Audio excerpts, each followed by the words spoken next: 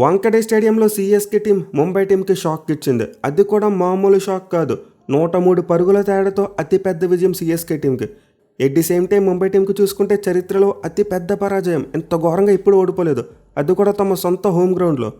So గత మ్యాచ్లో Mumbai team GT మీద పెద్ద విక్టరీ కొట్టారు, కంబ్యాక్ చేశారు. అంత లేదంత కాదనుకున్నాం. బట్ ఈ మ్యాచ్లో back to their normal form.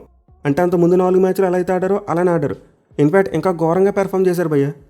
So literally Mumbai team తమ ఐపీఎల్ చరిత్రలో వాంకడే స్టేడియంలో ఇంత వరస్ట్గా పెర్ఫామ్ చేయడం ఇదే ఫస్ట్ టైం. వాళ్ళకి గ్రౌండ్లో గతంలో ఉన్న అతిపెద్ద లాస్ చూసుకుంటే 39 పరుగుల తేడాతో మాత్రం ఓడిపోయారు. అది కూడా way back in 2015 RCB team మీద ఓడిపోయారు. బట్ ఈ మ్యాచ్లో చూసుకుంటే మాత్రం దీనికి ట్రిపుల్ ఘోరంగా ఓడిపోయారు. అంటే 103 పరుగుల తేడాతో ఓడిపోవడం ఫర్ ది ఫస్ట్ టైం అట. At the same time Mumbai team ఈ మ్యాచ్లో కేవలం 104 పరుగులకు ఆల్అౌట్ అయిపోయింది. అండ్ సీఎస్కే టీంకి అగైనెస్ట్గా చూసుకుంటే వాళ్ళకి ఇది లోయెస్ట్ టోటల్. అలాగే వాళ్ళకి ఆడేది వాంకడే స్టేడియంలో చూసుకుంటే వరుసగా 3వ ఓటమే. గతంలో ఎప్పుడు కూడా ముంబై టీం తమ హోమ్ గ్రౌండ్లో వరుసగా 3 మ్యాచ్లు ఓడిపోలేదు ఒకే సీజన్లో. సో తమ లాస్ట్ మ్యాచ్లో అందరు అంచనాలు పెంచేసిన ముంబై టీం ఈ మ్యాచ్లో మాత్రం ఘోరంగా పెర్ఫామ్ చేసింది. మెయిన్లీ చాలామంది ముంబై ఫ్యాన్స్ లాస్ట్ ఇయర్లో ఈసారి కూడా ముంబై టీం కంబ్యాక్ ఇస్తుందని ఎక్స్పెక్ట్ చేశారు. అంటే వరుసగా మ్యాచ్లు గెలిచి ప్లేఆఫ్స్కి వెళ్తుందేమో అనుకున్నారు. కానీ ఇప్పుడు చూసుకుంటే పరిస్థితి అలా ఏమీ కనిపించట్లేదు. మెయిన్ మనం ఈ మ్యాచ్ యొక్క ఇంపార్టెన్స్ గురించి ప్రీ వీడియోలో మాట్లాడుకున్నాం. మళ్ళీ ఇంకో 10 డేస్ క్యాప్లు 2 జట్లు మళ్ళీ తలపడతాయి. అండ్ మధ్యలో చూసుకుంటేనేమో ముంబై టీంకు ఇన్ఫార్మ్ ఎస్ఆర్హెచ్ టీంతో మ్యాచ్ ఉంది. సో దీంతో ఈ మ్యాచ్లో ఓటమి అయితే చాలా వరకు ముంబై టీంని పాతాళానికి తొక్కేస్తుంది భయ్య. వాళ్ళు తమ నెక్స్ట్ 2 మ్యాచ్లో కంబ్యాక్ అవ్వడానికి అంత ఈజీగా ఉండదు. ఇన్ఫాక్ట్ 2 మ్యాచ్లు కూడా ఓడిపోయారంటే ఇంక ఇంటికి వెళ్ళిపోయినట్టే. వేరే సీఎస్కే టీంకి చూసుకుంటే వాళ్ళకి చరిత్రలో అతిపెద్ద విజయం. ఇప్పటివరకు ఎప్పుడు కూడా సీఎస్కే టీం ఏ టీంను 100 కంటే ఎక్కువ రన్స్ డిఫరెన్స్తో ఓడించలేదు. ఫర్ ది ఫస్ట్ టైం జరిగింది. అది కూడా వాళ్ళ ఆర్చ్ రైవల్స్ మీద కొట్టారు. ఇది అంటే వాళ్ళలాగే 5 టైమ్ ఛాంపియన్ అయిన ముంబై టీం మీద కొట్టారు. శ్రీలీ మ్యాచ్లో సీఎస్కే టీం అయితే ముంబై టీంను కంప్లీట్గా అవుట్ప్లే చేసింది. మరి ముఖ్యంగా మరోసారి చాటా సంజు శాంసన్ మనం ప్రీ వీడియోలో మాట్లాడుకున్నాం. సంజు శాంసన్ ఎప్పుడైతే కొట్టాడో అప్పుడప్పుడు సీఎస్కే టీం గెలిచింది. ఎట్ ది సేమ్ టైం బౌలింగ్లో అఖిల్ హుసేన్ తను కూడా చాలా ఇంపార్టెంట్. ఈ ఏడాది తను ప్లేయింగ్ లెవెన్లో 3 మ్యాచ్లు ఆడాడు. అండ్ 3 మ్యాచ్లు కూడా సీఎస్కే టీం గెలిచింది. At the same time Sanju Samson ఈ ఏడాది 3 మ్యాచ్లో మంచిగా బ్యాటింగ్ చేశాడు. అండ్ 3 మ్యాచ్లు సీఎస్కే టీం గెలిచింది. సో నిజానికి గత మ్యాచ్లో కూడా సీఎస్కే టీం గెలిచి ఉండాలి. అంటే వాళ్ళు అనవసరంగా టాక్టికల్ మూవ్ అని చెప్పి అఖిల్ హుసేన్ పక్కన పెట్టారు. మ్యాచ్ షాట్ని తీసుకొచ్చారు. ఇది బ్యాక్ ఫైర్ అయింది. అదర్వైజ్ గత మ్యాచ్లో సీఎస్కే టీంకు ఇంకా బెటర్ రిజల్ట్ వచ్చి ఉండేది. బట్ ఎనివే ఈ మ్యాచ్లో అయితే సీఎస్కే టీం ఎలాంటి టాక్టికల్ మిస్టేక్స్ చేయలేదు. టీంను అద్భుతంగా పిక్ చేసుకున్నారు. అండ్ రుతురాజ్ గైక్వాడ్ క్యాప్టెన్స్ కూడా చాలా ఇంప్రూవ్ అయింది. సో ఈ మ్యాచ్లో అయితే ముంబై టీం టాస్ గెలిచారు, ముందుగా ఫీల్డింగ్ తీసుకున్నారు. అండ్ బిగ్గెస్ట్ షాక్ ఏంటంటే both legends are not playing. అంటే రోహిత్ శర్మ కనిపించట్లేదు, ధోని కనిపించట్లేదు. ధోని అయితే అసలు గ్రౌండ్గా రాలేదు. వేరే రోహిత్ శర్మ చూసుకున్నా మనకు కనిపించలేదు. సో మ్యాచ్ ముందు రోజు చూసుకుంటే వీళ్ళిద్దరు గట్టిగా ప్రాక్టీస్ చేశారు. గేమ్ ఆడేస్తారేమో అన్న రేంజ్లో వాతావరణం క్రియేట్ అయింది. మళ్ళీ సీఎస్కేలో ధోని ప్రాక్టీస్ చేసిన వీడియోలు ఒకటి వెనకాల ఒకటి తెగొదిలేశారు. దీంతో ఈ మ్యాచ్లో ధోని ఖచ్చితంగా కంబ్యాక్ ఇస్తాడని చెప్పి అందరం ఎక్స్పెక్ట్ చేశాం. ఈవెన్ వాంకడే స్టేడియంలో చాలా ధోని జెర్సీస్ కూడా కనిపించాయి. బట్ మ్యాచ్ జరిగే కొన్ని గంటల ముందు ఫిట్నెస్ టెస్ట్ పెడితే ధోని 100% ఫిట్ కాదని వచ్చింది. అలాగే రోహిత్ శర్మ కూడా సేమ్ స్టోరీ. ఇన్ఫాక్ట్ మళ్ళీ అతనికి ప్రికాషనరీ మెజర్ అని చెప్పారు. సో ఇంత ఫర్ ది ఫస్ట్ టైం ఈ ఎల్ క్లాసికో బ్యాటిల్ ఇద్దరు లెజెండ్స్ లేకుండా జరిగింది. అయితే టీంలో మార్పులు చూసుకుంటే surprisingly Mumbai team Will Jackson ఆడించలేదు. షెర్ఫాన్ ఉదర్ఫర్డ్ని అంటిపెట్టుకున్నారు. వేరే సీఎస్కే టీం చూసుకుని ఒక్క మార్పు వచ్చేసింది. కార్తిక్ శర్మని తీసుకొచ్చారు షార్ట్ ప్లేస్లో. సో 2 జట్లు అయితే వాళ్ళ కాంబినేషన్ విషయంలో పెద్దగా మార్పులు ఏమీ చేయలేదు. అయితే సీఎస్కే టీం బ్యాటింగ్ స్టార్ట్ చేసిన తర్వాత వాళ్ళకి చాలా మంచి స్టార్ట్ వచ్చిందని చెప్పుకోవచ్చు భయ్య. మరి ముఖ్యంగా వాళ్ళ కెప్టెన్ రుతురాజ్ గైక్వాడ్ గత మ్యాచ్లతో కంపేర్ చేసుకుంటే ఈ మ్యాచ్లో బెటర్గా పెర్ఫామ్ చేశాడు. అంటే 14 బంతులను 22 పరుగులు చేశాడు. మీలా స్టార్టింగ్ 3 ఓవర్స్లో చూసాం సంజు శాంసన్ అంత ఫ్లూయెంట్గా కనిపించలేదు. 6 బాల్స్ ఆడితే 6 పరుగులు మాత్రమే చేశాడు. బట్ ఈ టైంలో గైక్వాడ్ రన్ రేట్ పెంచాడు. At the same time Mumbai bowling కూడా కొంతవరకు అటు ఇటు అయింది. సో గత మ్యాచ్లతో కంపేర్ చేసుకుంటే ఈ మ్యాచ్లో గైక్వాడ్ కాస్త ఫ్లూయెంట్గా కనిపించాడు. బట్ అగైన్ అతను ఆడిన షాట్ ఒక రాంగ్ షాట్. మేబీ ఆ షాట్ డౌన్ ది గ్రౌండ్ కాకుండా లాంగ్ ఆన్ పై నుంచి కొట్టాల్సింది. అంటే ముంబై టీం లాంగ్ ఆఫ్లో ఫీల్డర్ని పెట్టారు కానీ లాంగ్ ఆన్లో పెట్టలేదు. మిడ్ ఆన్ ఫీల్డర్ పైకి ఉన్నాడు. సో గైక్వాడ్ అయితే అటాక్ చేద్దాం అనుకున్నాడు. బట్ షాట్ కనెక్ట్ అవ్వలేదు, అవుట్ అయిపోయాడు. అండ్ దెన్ ఆ తర్వాత చూసుకుంటే సర్ఫరాజ్ ఖాన్ 1 డౌన్లో పంపాడు. 2 4లు కొట్టాడు, బాగానే ఉంది. బట్ అతను కూడా అగైన్ అటాక్ కంటిన్యూ చేద్దామని చెప్పి శాంట్నర్ బౌలింగ్ అవుట్ అయిపోయాడు. అది కూడా తన ఫేవరెట్ స్వీప్ షాట్ ఆడుతూ. ఇక తర్వాత చూసుకున్న దూబే కూడా ఎక్కువసేపు ఆడలేకపోయాడు. 5 పరుగులు మాత్రమే చేసి అవుట్ అయిపోయాడు. గజన్ఫర్ బౌలింగ్లో బౌల్డ్ అయిపోవడం చూసాం. సో ఇలా సీఎస్కే టీం అయితే ఒక ఎండ్లో రెగ్యులర్ ఇంటర్వెల్స్లో వికెట్లు కోల్పోయింది. కానీ అదర్ ఎండ్లో ఉన్న సంజు శాంసన్ మాత్రం మైండ్ బ్లోయింగ్ బ్యాటింగ్ చేశాడు. మళ్ళీ తన వికెట్కు ప్రైజ్ పెట్టుకున్నాడు భయ్య. ఈ మ్యాచ్లో ఎక్కడ కూడా రాంగ్ షాట్ ఆడడానికి ట్రై చేయలేదు. బాల్ ఉంటేనే కొట్టాడు, లేకపోతే సింగిల్స్ తీసుకున్నాడు. మళ్ళీ పవర్ ప్లేను అద్భుతంగా యూటిలైజ్ చేశాడని చెప్పుకోవచ్చు. అంటే స్టార్టింగ్ 6 బాల్స్కి 6 రన్సే కొట్టాడు. బట్ ఆ తర్వాత చూసుకుంటే మాత్రం భయంకరమైన యాక్సలరేషన్. నెక్స్ట్ 8 బాల్స్కి 25 రన్స్ కొట్టేశాడు. So Sanju Samson powerful batting కారణంగా సీఎస్కే టీంకి పవర్ ప్లేలో చాలా మంచి స్కోర్ వచ్చింది. 72 రన్స్ కొట్టారు. ఈవెన్ 2 వికెట్లు కోల్పోయినప్పటికీ దే విల్ టేక్ ఇట్. మళ్ళీ పిచ్ అనేది బ్యాటింగ్ అంత ఈజీగా లేదు, బాల్ గ్రిప్ అయి వస్తుంది. At the same time match progress అయితే ఇంకా స్లోగా మారిపోతుంది. సో దీంతో సీఎస్కే టీంకి పవర్ ప్లే స్కోర్ చాలా అంటే చాలా ఇంపార్టెంట్ ఫ్యాక్టర్. వాళ్ళు కనుక పవర్ ప్లేలో ఒక 40-50 కొట్టుంటే ఇంత పెద్ద స్కోర్ వచ్చేది కాదు. ఐ మీన్ ఆ టోటల్ స్కోర్ 200 కంటే ఎక్కువ అయ్యేది కాదు, అరౌండ్ 180 ఉండిపోయేది. సో మిడిల్ ఓవర్స్లో అయితే ముంబై టీం కొంతవరకు బాగానే మేనేజ్ చేశారు. అంటే అల్లా గజన్ఫర్, శాంట్నర్, అలాగే అశ్విని కుమార్ ముగ్గురికి మంచి బౌలింగే పడింది. మెయిలీ గజన్ఫర్ ఈ మ్యాచ్లో కూడా 2 వికెట్లు తీశాడు, 25 పరుగులు మాత్రమే ఇచ్చాడు. అలాగే అశ్విని కుమార్ చూసుకుని కొంతవరకు మంచి స్పెల్ వేశాడు. 4 ఓవర్స్కి 37 రన్స్ మాత్రమే ఇచ్చి 2 వికెట్స్ తీసుకున్నాడు. ఈవెన్ బుమ్రా కూడా చాలా మంచి స్పెల్ పడింది. 4 ఓవర్స్కి 31 రన్స్ మాత్రమే ఇచ్చి 1 వికెట్ తీసుకోవడం చూసాం. కానీ ముంబై టీంకి సమస్యగా మారింది ఏంటంటే 5వ బౌలింగ్ ఆప్షన్. అంటే హార్దిక్ పాండ్యా 2 ఓవర్స్ వేసి 38 ఇచ్చాడు. క్రిష్ భగత్ 2 ఓవర్స్ వేసి 31 ఇచ్చాడు. అంటే వీళ్ళిద్దరు వేసిన 4 ఓవర్స్లోనే ఏకంగా 69 పరుగులు వచ్చేసాయి. అండ్ ఇది మ్యాచ్కు బిగ్గెస్ట్ డిఫరెన్స్ అని చెప్పుకోవచ్చు. సో హార్దిక్ పాండ్యా అయితే ఈ మ్యాచ్లో తన బౌలింగ్లో ఏమాత్రం ఎఫెక్టివ్గా కనిపించలేదు. మెయిలీ పవర్ ప్లేలో గజన్ఫర్ వికెట్ తీగానే నెక్స్ట్ ఓవర్ తనే ఇస్తాడు. నేనైతే శాంట్నర్కి ఇస్తాడేమో అనుకున్నా. బట్ హార్దిక్ పాండ్యా తనంతట తానే బౌలింగ్కి వచ్చాడు అండ్ ఓవర్ కంప్ అయిపోయింది. సంజు శాంసన్ ఉతికారేశాడు. అలాగే లాస్ట్ ఓవర్లో చూసుకున్న హార్దిక్ పాండ్యా యంగ్స్టర్కి బాల్ ఇచ్చాడు. అంటే క్రిష్ భగత్ ఇన్ఎక్స్పీరియన్స్ ప్లేయర్, తన కెరీర్లో 2 T20 మాత్రం ఆడుతున్నాడు. బట్ హార్దిక్ పాండ్యా అలాంటి బౌలర్కి లాస్ట్ ఓవర్ ఇచ్చాడు. తనంతట తను బౌలింగ్ చేయడానికి రాలేదు. సో 5వ బౌలింగ్ ఆప్షన్ విషయంలో అయితే ముంబై టీం చాలా ఇబ్బంది పడింది. అండ్ ఎగ్జాక్ట్లీ సిఎస్కే టీం ఈ లూప్ హోల్ని బాగా క్యాష్ చేసుకున్నారు. మెయిలీ సంజు శాంసన్ చాలా అంటే చాలా క్యాలిక్యులేటివ్ బ్యాటింగ్ చేశాడు భయ్య. ఎక్కడ కూడా అడ్డదడ్డంగా కొట్టడానికి వెళ్ళిపోలేదు. తన ఇంపార్టెన్స్ ఏంటో తెలుసుకున్నాడు. ఒక ఎండ్లో రెగ్యులర్ ఇంటర్వల్స్లో వికెట్లు పడిపోతూనే ఉన్నాయి. డివాల్ బ్రేవిస్ వచ్చాడు, కాసేపు ఆడాడు, బట్ అతను కూడా అవుట్ అయిపోయాడు. అండ్ దెన్ ఆ తర్వాత వాళ్ళు కార్తిక్ శర్మని తీసుకొచ్చారు. అతను కూడా అగైన్ స్ట్రగుల్ అయ్యాడు. 19 బంతులు ఆడితే 18 పరుగులు మాత్రమే చేశాడు. అసలు ఒక ఎండ్లో అయితే సిఎస్కే బ్యాట్స్మెన్ స్ట్రగుల్ అవుతున్నారు, ఫ్రీ ఫ్లోయింగ్ బ్యాటింగ్ చేయలేకపోతున్నారు. దీంతో పొరపాటున ఎక్కడైనా సరే సంజు శాంసన్ వికెట్ పడిందా ఇంకా సిఎస్కే టీంకి 200 స్కోర్స్ వచ్చినా రాదు. మీరు డెత్ ఓవర్స్లో టీం ఎలా స్ట్రగుల్ అవుతుందో మనం కల్లారా చూసాం. At the same time Mumbai team దగ్గర మా బుమ్రా ఉన్నాడు. సో దీనివల్ల సంజు శాంసన్ చివరి వరకు ఉండాలని చెప్పి డిసైడ్ అయిపోయాడు. అండ్ ఒక మైండ్ బ్లోయింగ్ నాక్ ఆడాడు భయ్య. తనకి ఎక్కువ స్ట్రైక్ రాలేదు, 54 బంతులు మాత్రమే ఆడాడు. అంటే స్టార్టింగ్ నుంచి ఉన్నప్పటికీ అవుట్ ఆఫ్ 120 బాల్స్ అతను 54 బాల్స్ మాత్రమే ఆడాడు. అయినా 101 పరుగులు చేశాడు. మెయిలీ మ్యాచ్లో సంజు శాంసన్ దగ్గర నుంచి ఆ టచ్ ప్లే చూసాం. అంటే బలంగా కొట్టేదానికంటే గ్యాప్స్ ఫైండ్ చేయడం మీద ఎక్కువ ఫోకస్ పెట్టాడు.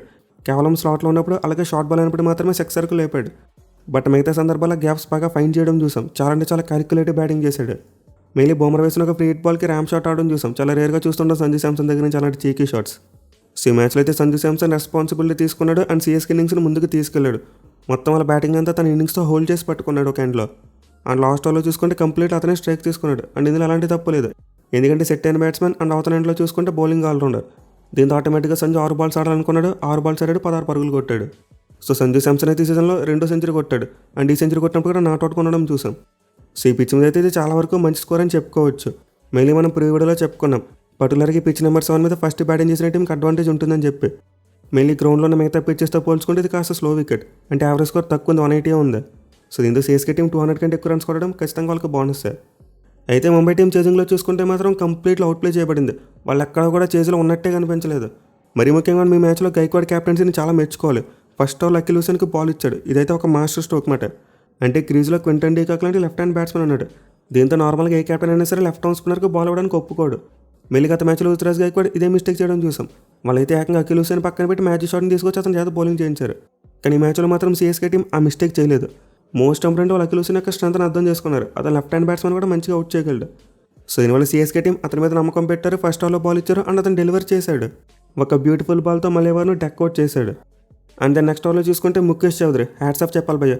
మ్యాచ్ ముందు రోజే పాపం తన మదర్ ఎక్స్పైర్ అయ్యారంట. దీనివల్ల ముఖేష్ చౌదరి ఆ ట్రైనింగ్ సెషన్లో కూడా కనిపించలేదు. ఇన్ఫ్యాక్ట్ దీని కారణంగానే ఈ మ్యాచ్లో అతని ప్లేస్లో స్పెన్సర్ ఆడిస్తామని చెప్పి వాళ్ళు అప్డేట్ కూడా ఇచ్చారు. కానీ ముఖేష్ చౌదరి మాత్రం మ్యాచ్ టైంకి అవైలబుల్గా వచ్చేసాడు. మెయిన్ ఈ మ్యాచ్లో తన బాధను దిగమింగుకుని ఒక మంచి స్పెల్ వేయడం చూసాం. ఇన్ఫ్యాక్ట్ ఆ క్వింటన్ డీకాక్ వికెట్ తీయగానే తన మదర్కి డెడికేట్ చేశాడు. అలాగే సిఎస్కే కెప్టెన్ గైక్వాడ్ కూడా ఈ విజయాన్ని ముఖేష్ చౌదరికి డెడికేట్ చేశాడు. అండ్ ఆల్సో వాళ్ళు బ్లాక్ ఆర్మ్ బ్యాండ్ కూడా వేసి రావడం చూసాం. అంటే మీరు గమనించుంటే సిఎస్కే ప్లేయర్స్ అందరూ కూడా చేతికి నల్ల బ్యాడ్జ్ని కట్టుకుని వచ్చారు. అంటే అది ఎందుకంటే ముఖేష్ చౌదరి మదర్కి ట్రిబ్యూట్ మాట. సో తమ ప్లేయర్కి హార్డ్ టైం నడుస్తున్న టైంలో సిఎస్కే వాళ్ళు అయితే చాలా మంచిగా సపోర్ట్ ఇచ్చారు. ఇక తర్వాత చూసుకుంటే ఎగైన్ అఖిల్ హుసేన్ నా మందిని డక్అవుట్ చేశాడు. సో ఈ మ్యాచ్లో అయితే అఖిల్ హుసేన్ డిఫరెంట్ జోన్లో కనిపించాడు. నిజంగా తన యాక్యురసీ మరియు బౌలింగ్ నాకైతే జడేజాని గుర్తేశాయి. అంటే సిఎస్కే టీంకి జడేజా ఉంటే అలాంటివి చేస్తాడు, అలాంటివి చేసి పెట్టాడు. బట్ ఆఫ్కోర్స్ జడేజా పవర్ఫుల్ ఎక్కువ బౌలింగ్ చేయడం అనుకోండి. బట్ నాకైతే ఎందుకు అఖిల్ హుసేన్ జడేజాకు ఒక మంచి రీప్లేస్మెంట్లా కనిపించాడు. సీజన్ స్టార్ట్ కాకముందు చాలామంది ప్రశాంత్ వీరా రోల్ని తీసుకుంటాడేమో అనుకున్నాం. But Akeal Hosein as a left arm స్పిన్నర్గా అద్భుతమైన పెర్ఫార్మెన్స్ చేస్తున్నాడు ప్రతి మ్యాచ్లో కూడా. సో ముంబై టీం అయితే 11-3 అండ్ 200+ చేజింగ్లో ఇక్కడ నుంచి కోలుకోవడం చాలా అంటే చాలా కష్టం. ఈవెన్ ఆ తర్వాత సూర్యకుమార్ యాదవ్ మరియు తిలక్ వర్మ ట్రై చేశారు, బట్ అది సరిపోలేదు. మరి వీళ్ళిద్దరి మధ్య పార్ట్నర్షిప్ అంత క్విక్గా రాలేకపోయింది. 56 బంతులు ఆడితే 73 పరుగులు మాత్రం యాడ్ చేయగలిగారు. ఎందుకంటే ఆబ్వియస్లీ ప్రెజర్ ఉంటుంది 3 వికెట్లు కోల్పోయిన తర్వాత. పైకి వాళ్ళ పార్ట్నర్షిప్ కాస్త డేంజరస్గా మారుతుంది అనుకున్న టైంలో మళ్ళీ అఖిల్ హుసేన్ వచ్చి తీసాడు వికెట్లు. అంటే తిలక్ వర్మను అవుట్ చేశాడు అండ్ దెన్ సూర్యకుమార్ యాదవ్ని కూడా అవుట్ చేశాడు. సో ఈ మ్యాచ్లో అయితే Akeal Hosein mind blowing spell వేశాడు. 4 ఓవర్స్కి 17 రన్స్ మాత్రం ఇచ్చి 4 వికెట్స్ తీసుకున్నాడు. అండ్ ఇందులో ఒక మెయిడెన్ ఓవర్ కూడా ఉంది. సో రియల్లీ వంకడే పిచ్ మీద ఒక స్పిన్నర్ ఈ రేంజ్లో బౌలింగ్ చేయడం అంటే మామూలు విషయం కాదు. అది కూడా ఒక ఫారెన్ స్పిన్నర్ ముంబై టీంని షేక్ చేసి పడేశాడు భయ్య. ఇక ఈ మధ్యలో అతనికి సపోర్ట్గా చూసుకుంటే నూర్ అహ్మద్ అతను కూడా బ్యాక్ టు బ్యాక్ 2 బాల్స్కి వికెట్స్ తీయడం చూసాం. సో ఈ మ్యాచ్లో తెగిన CSK bowling over the moon. Bowling చేసిన ప్రతి బౌలర్కి వికెట్ పడింది అండ్ అందరి ఎకానమీ కూడా బిలో 8 ఉంది. మెయిలీ స్పిన్నర్స్ అయితే ఎక్సలెంట్ పెర్ఫార్మెన్స్. నూర్ అహ్మద్ కూడా 4 ఓవర్స్కి 24 రన్స్ మాత్రమే ఇచ్చి 2 వికెట్స్ తీసుకున్నాడు. అండ్ దెన్ పేసర్స్కి చూసుకుంటే అందరికీ తల వికెట్ పడింది. అంటే ముఖేష్ చౌదరికి ఒకటి, అన్సుల్ కాంబేజ్కి ఒకటి, ఓవర్టర్న్కి ఒకటి, గుజప్నీత్కి ఒకటి. సో విధంగా సిఎస్కే బౌలర్స్ అయితే మరోసారి కలిసికట్టుగా రాణించారు. ప్రతి బౌలర్ కూడా అద్భుతమైన బౌలింగ్ చేశారు. అయితే మన ముంబై టీం బ్యాటింగ్ని కూడా చాలా బ్లేమ్ చేయొచ్చు. అంటే అక్కలేని షాట్స్ ఆడడం చూసాం. ఈవెన్ దో కొంతమంది మంచి బాల్స్ కొట్టైపోయినప్పటికీ మరి కొంతమంది మాత్రం poor shot selection. Especial Hardik మరియు సిరిఫెన్ రదర్ఫర్డ్ అప్పుడే వికెట్ పడింది. దీంతో వాళ్ళు అలాంటి షాట్స్ ట్రై చేయాల్సిన అవసరం లేదు. కాసేపు టైం తీసుకుంటే బాగున్నాం.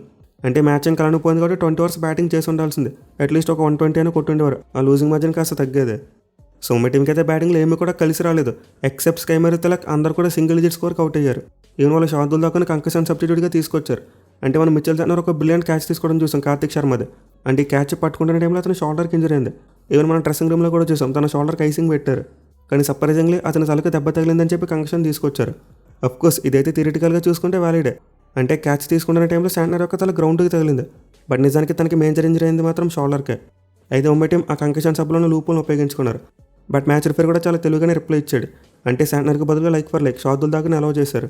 అది అలా కాకుండా విల్ జాక్సన్ అలౌ చేసి ఉంటే మొత్తం చాలా పెద్ద కాంట్రవర్సీ అయిపోయేది. బట్ ఎనివే వాళ్ళు ఈ లూపులు ఉపయోగించి కంకషన్ చేసిన పెద్దగా డిఫరెన్స్ ఏముంది? ఏమీ లేదు. వాళ్ళ మెయిన్ బ్యాట్స్మెన్ అంతా వెళ్ళిపోతే షార్దుల్ మాత్రం ఏం చేస్తాడు? సో లిటరల్లీ ముంబై టీంకి అయితే ఇది వాంగటలో ది వర్స్ట్ పెర్ఫార్మెన్స్. వాళ్ళు గతంలో ఎప్పుడు కూడా ఎంత దారుణంగా పెర్ఫామ్ చేసింది లేదు. వేరే సిఎస్కే టీం చూసుకుంటే మాత్రం బ్యాటింగ్, బౌలింగ్, ఫీల్డింగ్ అన్నింటిలో అదరగొట్టేశారు. ఎస్పెషల్లీ బౌలింగ్ మరియు ఫీల్డింగ్ వేరే లెవెల్. ఇంకా బ్యాటింగ్లో సంజు శాంసన్ ఒక్కడే కొట్టాడు. బట్ బౌలింగ్ మరియు ఫీల్డింగ్లో చూసుకుంటే మాత్రం ఆ సెమిస్టర్ క్రిస్ కనిపించింది. ఏ బౌలర్ కూడా ఎక్కువ రన్స్కి వెళ్ళలేదు. సో తమ లాస్ట్ మ్యాచ్లో ఎస్ఆర్హెచ్ మీద ఓడిపోయిన తర్వాత సిఎస్కే టీం అద్భుతమైన కంబ్యాక్ ఇచ్చారు. పర్టికులర్గా ఇప్పుడు పాయింట్స్ టేబుల్ వాళ్ళ పొజిషన్ చూడండి సర్రమని పైకి లేచింది. అంటే ఈ మ్యాచ్ ముందు నెంబర్ 8లో ఉండేవారు. కానీ ఇప్పుడు 3 స్థానాలు లేకపోయి నెంబర్ 5కి వెళ్ళిపోయారు. 7 మ్యాచ్లో 3 గెలిచి 6 పాయింట్లతో ఉన్నారు. అది కూడా ఈ మ్యాచ్లో బిగ్ విక్టరీ కారణంగా వాళ్ళ నెట్ రన్ భయంకరంగా ఇంప్రూవ్ అయిపోయింది. ఈ మ్యాచ్ ముందు -0.8లో ఉండేదనుకుంటా. కానీ ఇప్పుడు చూసుకుంటే మాత్రం +0.1కి వచ్చేసారు. సో రియల్లీ సిఎస్కే టీంకి అయితే విక్టరీ చాలా పెద్ద బూస్ట్ ఇస్తుంది. వేరేజ్ ముంబై టీం విషయానికి వస్తే మొత్తం తలక్రిందులు అయిపోయింది భయ్య. లాస్ట్ మ్యాచ్లో జీడీ టీం అయితే పెద్ద విక్టరీ తర్వాత పొజిషన్ మారిపోయింది, నెట్ రన్ ఇంప్రూవ్ అయింది అనుకున్నాం. బట్ ఈ మ్యాచ్లో బ్యాక్ టు నార్మల్. వాళ్ళు గుజరాత్తో మ్యాచ్ ముందు ఎక్కడైతే ఉన్నారో మళ్ళీ అక్కడికి వచ్చేసారు. ఎందుకంటే ప్రజెంట్ వాళ్ళ పరాజయాల సంఖ్య లక్నో మరి కేకేఆర్ ఈ 2 జట్లతో ఎక్కువ అయిపోయింది. సో ఓటమి నుంచి ముంబై టీం కంబ్యాక్ చేయడం కొంచెం కష్టమే. మళ్ళీ ముందు చెప్పుకునే వాళ్ళ నెక్స్ట్ మ్యాచెస్ కూడా ఇన్ఫార్మ్ టీమ్స్తోనే. దీంతో ముంబై టీం లాస్ట్ ఇయర్లో కంబ్యాక్ చేసి ప్లే ఆఫ్స్కి వెళ్ళడం చాలా కష్టంగా అనిపిస్తుంది. లెట్స్ సీ వాళ్ళు ఘోర పరాజయాన్ని చాలా కంబ్యాక్ చేస్తారో చూద్దాం. ఇక క్యాప్స్ విషయానికి వస్తే ఆరెంజ్ క్యాప్లో ఎలాంటి మార్పు లేదు. అభిషేక్ శర్మ దగ్గర ఉంది 323 రన్స్తో టాప్లో ఉన్నాడు. బట్ ఈ లిస్ట్లో సంజు శాంసన్ పైకి రావడం చూసాం. 293 రన్స్తో థర్డ్ ప్లేస్కి వచ్చాడు. వేరేస్ పర్పుల్ క్యాప్ విషయానికి వస్తే మార్పు జరిగింది. అన్సుల్ కాంబోజ్ టాప్లోకి వస్తాడు 14 వికెట్స్. సో ఇంత సిఎస్కే టీం కానీ ఇదే బౌలింగ్ పర్ఫార్మెన్స్ని కంటిన్యూ చేస్తూ వాళ్ళ మిగతా బ్యాట్స్మెన్ కూడా ఫామ్లోకి వచ్చారంటే ఖచ్చితంగా ప్లే ఆఫ్స్కి వెళ్ళేందుకు అవకాశం ఉంటుంది. మరి మీరేమనుకుంటున్నారు కింద కామెంట్ చేయండి. Thank you for watching. Have a nice day.